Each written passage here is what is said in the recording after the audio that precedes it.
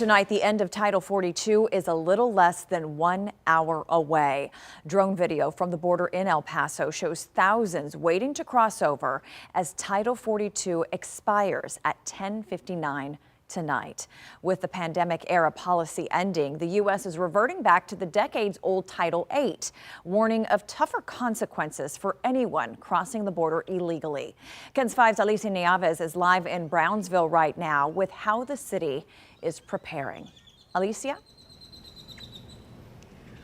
Well, what you see behind me, this heavy law enforcement presence outside the Gateway Bridge, this is just a precaution. We have officers from across Cameron County here. We have HSI investigators here preparing for the end of Title 42. If a wave of people decide to rush across the bridge tonight, local and state officials say they're prepared. They did a practice run just last week to get ready. There's this mistaken belief that the border is not secure. It is. Cameron County Judge Eddie Trevino says his community is in a familiar situation. There are surges of groups of migrants. We've seen that for many, many years now. It's the reality of life here on the border. Last night, he sat in a room full of local authorities, planning for each and every scenario that could happen, including a rush across the border. There's been talk that a group would do that. If it happens, obviously the bridges will have to be closed. That's not good for our commercial trade. That's the other part of the equation that doesn't get discussed or talked about. As the leader of the southernmost county in the U.S., Trevino says this heightened level of security only highlights the need for comprehensive immigration reform. If you keep hitting your head against the wall and hoping your headache's going to go away, that's a form of insanity. It doesn't work.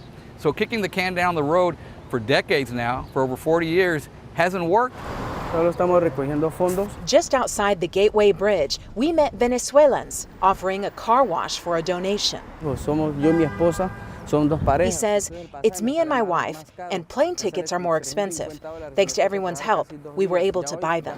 While some migrants are able to make their way to their next destination, others may be changing their ticket to a few days later. Like Griselda Martinez, whom we introduced you to last night. She, like so many others at the Brownsville bus station, are waiting for the rest of their family who got separated on the U.S. side of the border. Holding on to faith, she's praying her husband, daughters, and grandchildren will step off the bus before tomorrow.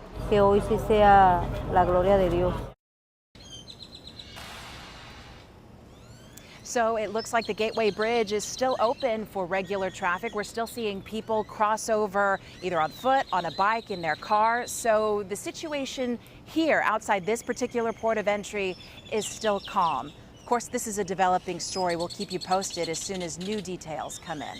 Reporting live in Brownsville, I'm Alicia Nieves, KENS 5. Thank you, Alicia.